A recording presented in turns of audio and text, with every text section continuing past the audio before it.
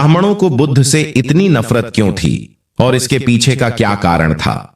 इस वीडियो में हम विस्तार से इस प्रश्न का विश्लेषण करेंगे और समझेंगे कि बुद्ध और ब्राह्मणों के बीच संघर्ष क्यों हुआ, इसके कारण क्या थे और इतिहास में इस संघर्ष ने भारतीय समाज को किस तरह से प्रभावित किया। तो दोस्तों, आप देख रहे हैं टीच इंस्पायर्ड यूट्यूब चैनल। हमारी आपसे एक विनती है, अगर आप इस चैनल पर पहली बार आए हैं तो इस वीडियो को एक लाइक और चैनल को सब्सक्राइब जरूर कर लें। और हाँ, अगर आप इस वीडियो को पूरा नहीं देख सकते तो आप इस वीडियो को छोड़कर जा सकते हैं। तो चलिए शुरू करते हैं इस वीडियो को। ब्राह्मणवाद और बुद्ध धर्म की उत्पत्ति। ब्राह्मणवाद एक प्राचीन धार्मिक परंपरा है जो वेदों और पुराणों पर आधारित है। यह धर्म मुख्य रूप से ब्राह्मणों द्वारा स्थापित किया गया था, जो भारतीय समाज में उच्चतम वर्ग माने जाते थे। ब्राह्मणों का धार्मिक और सामाजिक प्रभाव बहुत अधिक था और वे धार्मिक अनुष्ठानों, यज्ञों और कर्मकांडों के संचालन में प्रमुख भूमिका निभाते थे। ब्राह्मणवाद के अनुसार धर्म का पालन विशेष रूप से ब्राह्मणों द्वारा ही किया जा सकता था और समाज में उनकी सत्ता स्थापित थी। वहीं बुद्ध धर्म, जो कि गौतम बुद्ध द्वारा स्थापित किया गया था, वेदों और ब्राह्मणवाद के पौराणिक आधारों को चुनौती देने वाला था। बुद्ध व्यक्ति के आत्मनिर्भरता, अहिंसा और संसार के दुखों से मुक्ति के लिए एक सरल मार्ग की ओर मार्गदर्शन दिया। उनका धर्म जाति व्यवस्था, कर्मकांड और यज्ञों से परे था। इसके बजाय उन्होंने मानसिक शांति, ध्यान और साधना के माध्यम से आत्मज्ञान को प्राथमिकता दी। दो बुद्ध और ब्राह्मणों के बीच प्रारंभिक संघर्ष। बुद्ध के समय में ब्राह्मणों का समाज में महत्वपूर्ण स्थान था और वे प्राचीन वैदिक परंपराओं के अनुयायी थे। जब बुद्ध ने यह उपदेश दिया कि सत्य का अनुभव व्यक्तिगत साधना और ध्यान से होता है, तो उन्होंने ब्राह्मणों द्वारा किए जाने वाले कर्मकांडों और यज्ञों को नकारा। बुद्ध ने यह कहा कि वेदों के पठन पाठन और यज्ञों के बिना भी व्यक्ति अपने जीवन को सुधार सकता है और आत्मज्ञान प्राप्त कर सकता है। यह ब्राह्मणों के लिए एक सीधी चुनौती थी, क्योंकि उनकी सत्ता और सम्मान का अधिकांश आधार यही था कि वे धार्मिक अनुष्ठान और यज्ञों का संचालन करते थे। बुद्ध के विचारों ने न केवल उनकी धार्मिक स्थिति को चुनौती दी, बल्कि उनके सामाजिक प्रभाव को भी नुकसान पहुंचाया। इसके कारण ब्राह्मणों का बुद्ध के प्रति एक नकारात्मक दृष्टिकोण बन गया। 3. बुद्ध के विचारों से ब्राह्मणों की असहमति। बुद्ध के विचारों ने कई महत्वपूर्ण सिद्धांतों को प्रस्तुत किया जो ब्राह्मणवाद से बिल्कुल विपरीत थे। इनमें से कुछ प्रमुख बिंदु निम्नलिखित हैं। 1. जातिवाद का विरोध। ब्राह्मणवाद में समाज को 4 वर्णों में बांटा गया था: ब्राह्मण, क्षत्रिय, वैश्य और शूद्र। यह वर्ण व्यवस्था समाज में असमानता और भेदभाव का कारण बनती थी। बुद्ध ने इस जातिवाद की व्यवस्था का विरोध किया और सभी मानवों को समान माना। उनका विश्वास था कि व्यक्ति के कर्म और ज्ञान के आधार पर उसे सम्मान मिलना चाहिए, न कि उसकी जाति के आधार पर। यह ब्राह्मणों के लिए एक सीधी चुनौती थी, क्योंकि वे जातिवाद के सबसे बड़े पैरोकार थे। 2. कर्मकांडों का विरोध। ब्राह्मणों द्वारा किए जाने वाले यज्ञ, हवन और अन्य कर्मकांडों के महत्व को बुद्ध ने नकारा। उनका मानना था कि धार्मिक उन्नति और मोक्ष के लिए कर्मकांड नहीं, बल्कि व्यक्ति की साधना, ध्यान और आत्मज्ञान महत्वपूर्ण है। इसने ब्राह्मणों की सत्ता को सीधी चुनौती दी, क्योंकि उनका पूरा धार्मिक तंत्र कर्मकांडों पर आधारित था। 3. आध्यात्मिक स्वतंत्रता। ब्राह्मणवाद में आध्यात्मिक ज्ञान केवल ब्राह्मणों के पास था और आम जनता को उनसे मार्गदर्शन प्राप्त करना था। बुद्ध ने यह सिद्धांत प्रस्तुत किया कि प्रत्येक व्यक्ति स्वयं अपने सत्य को जान सकता है और आत्मज्ञान प्राप्त कर सकता है। यह विचार ब्राह्मणों के धार्मिक प्रभाव को कमजोर करने वाला था, क्योंकि अब वे ही एकमात्र आध्यात्मिक मार्गदर्शक नहीं थे। 4. बुद्ध के खिलाफ ब्राह्मणों का विरोध। ब्राह्मणों द्वारा बुद्ध के विचारों को चुनौती देना केवल धार्मिक सिद्धांतों तक ही सीमित नहीं था, बल्कि यह उनके सामाजिक और राजनीतिक प्रभुत्व को खतरे में डालने वाली बात थी। इस विरोध का एक उदाहरण महाकवि कात्यायन के श्लोकों में देखा जा सकता है, जो बुद्ध की शिक्षाओं का विरोध करते थे और उन्हें पथभ्रष्ट बताते थे। इसके अलावा संघ और धम्म धर्म की स्थापना के साथ साथ बुद्ध ने जो सामूहिक आंदोलनों की शुरुआत की, उनसे भी ब्राह्मणों का सत्ता पर से नियंत्रण कमजोर हुआ। ब्राह्मणों के विरोध की प्रतिक्रिया के रूप में बुद्ध के अनुयायी भी ब्राह्मणवाद की आलोचना करते थे और उनके धार्मिक अनुष्ठानों का मजाक उड़ाते थे। इसके चलते दोनों पक्षों के बीच गहरे मतभेद और संघर्ष पैदा हुए। 5 बुद्ध धर्म और ब्राह्मणवाद का समाज पर प्रभाव। बुद्ध धर्म ने भारतीय समाज को कई दृष्टियों से प्रभावित किया। सबसे पहले इसने जातिवाद की अवधारणा को कमजोर किया और समाज में समानता का संदेश दिया। दूसरी ओर यह कर्मकांडों और यज्ञों के बिना ही मोक्ष की प्राप्ति की बात करता था, जिससे ब्राह्मणों का धार्मिक और सामाजिक प्रभाव कमजोर हुआ। इसके अलावा बुद्ध ने अहिंसा, प्रेम और सत्य के आदर्शों को समाज में स्थापित किया, जो ब्राह्मणवाद के हिंसक और विभाजनकारी दृष्टिकोण से अलग थे। बुद्ध के इस परिवर्तनकारी धर्म ने समय के साथ व्यापक समर्थन प्राप्त किया और उनकी शिक्षाएं आज भी पूरी दुनिया में प्रचलित हैं। हालांकि बुद्ध धर्म के प्रचार के बाद भी भारत में ब्राह्मणवाद ने अपनी जड़ें बनाए रखी, लेकिन उनके बीच का संघर्ष भारतीय इतिहास का एक अहम पहलू बना रहा।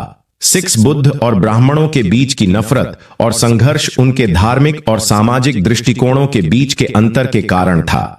ब्राह्मणवाद की धार्मिक परंपराओं, कर्मकांडों और जातिवाद के खिलाफ बुद्ध ने जो धर्म की स्थापना की, वह भारतीय समाज में एक क्रांतिकारी बदलाव लेकर आया।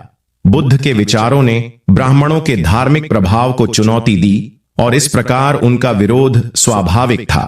यह संघर्ष केवल धार्मिक नहीं था, बल्कि यह सामाजिक और राजनीतिक परिप्रेक्ष्य से भी महत्वपूर्ण था, क्योंकि यह भारतीय समाज की संरचना और उसकी जाति व्यवस्था पर प्रभाव डालता था। इस संघर्ष के बावजूद बुद्ध धर्म ने भारतीय समाज में महत्वपूर्ण स्थान पाया और आज भी यह शिक्षा का एक प्रमुख स्रोत है। अंत में यह कहा जा सकता है कि ब्राह्मणों को बुद्ध से नफरत इसलिए थी क्योंकि उनके विचारों ने उनके धार्मिक, सामाजिक और राजनीतिक प्रभुत्व को चुनौती दी थी। यह नफरत एक संघर्ष का रूप धारण कर गई, जिसने भारतीय समाज को गहरे स्तर पर प्रभावित किया। 7 ब्राह्मणों के विरोध का परिणाम। बुद्ध के विचारों और उनके धर्म ने भारतीय समाज में गहरी हलचल मचाई और इससे ब्राह्मणों को अपने प्रभुत्व पर खतरा महसूस हुआ। उनके विरोध के बावजूद बुद्ध ने अपना रास्ता नहीं छोड़ा और अपनी शिक्षाओं को फैलाने में लगे रहे। इसके परिणाम स्वरूप कुछ महत्वपूर्ण घटनाएं और परिवर्तन हुए। एक धर्म के प्रचार का विस्तार। बुद्ध ने अपने धर्म का प्रचार प्रसार विभिन्न स्थानों पर किया।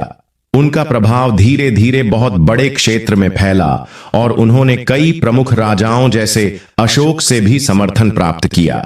अशोक ने अपनी पूरी शक्ति का उपयोग करते हुए बौद्ध धर्म को सम्राट के रूप में राज्य की नीति का प्रयास किया। अशोक के शासनकाल में बौद्ध धर्म ने व्यापक पैमाने पर फैलने की प्रक्रिया शुरू की और उसकी उपस्थिति पूरे उपमहाद्वीप में महसूस की गई। 2 ब्राह्मणवाद की पुनः उत्थान की कोशिशें। हालांकि बुद्ध का धर्म भारत में फैलता गया, फिर भी ब्राह्मणवाद अपने आप को जीवित रखने में सफल रहा। बौद्ध धर्म के प्रचार और ब्राह्मणवाद के साथ संघर्ष के बीच ब्राह्मणों ने कई बार अपने विचारों और पद्धतियों का पुनर्निर्माण किया।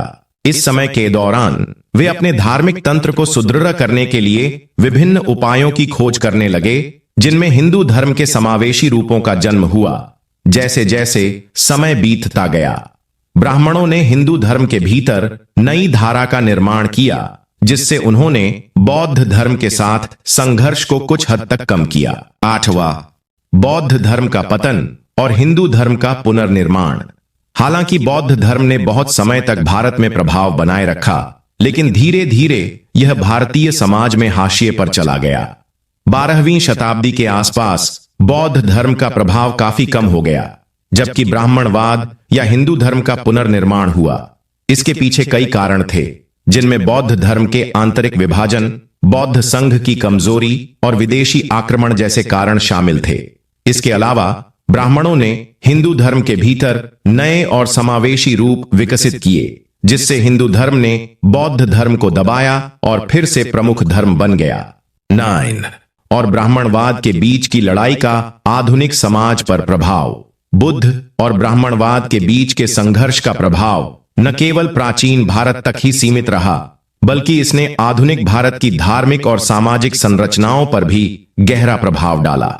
आज भी हम देख सकते हैं कि बुद्ध और ब्राह्मणवाद की शिक्षाओं के बीच यह संघर्ष कई सामाजिक आंदोलनों और बदलावों का कारण बना है। एक जातिवाद का विरोध। बुद्ध ने जातिवाद की व्यवस्था के खिलाफ अपने विचार प्रकट किए थे और उनका यह विचार आज भी भारत के समाज में महत्वपूर्ण है। भारतीय समाज में जातिवाद अब भी एक प्रमुख मुद्दा है और यह आज भी बौद्ध धर्म के अनुयायियों और समाज सुधारकों द्वारा उठाया जा रहा है।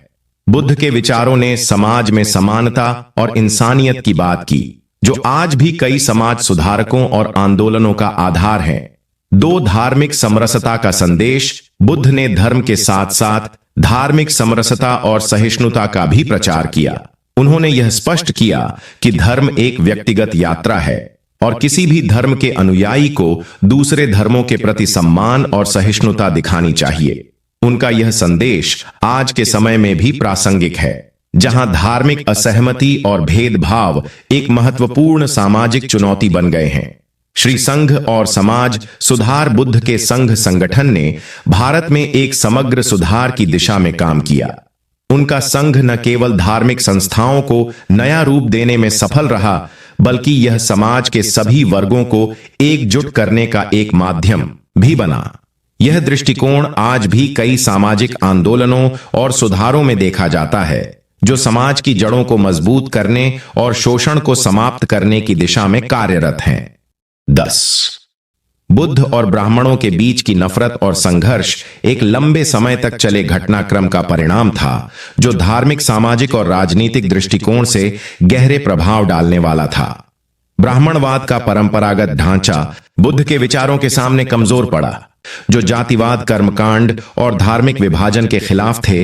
इसके बावजूद दोनों के बीच का संघर्ष भारतीय समाज के इतिहास का एक महत्वपूर्ण हिस्सा बना, जिसने भारतीय समाज के धार्मिक, सामाजिक और सांस्कृतिक परिप्रेक्ष्य को आकार दिया। बुद्ध ने अपने धर्म के माध्यम से जिस समानता, अहिंसा और आत्मज्ञान का प्रचार किया, उसने भारतीय समाज में नए दृष्टिकोणों को जन्म दिया।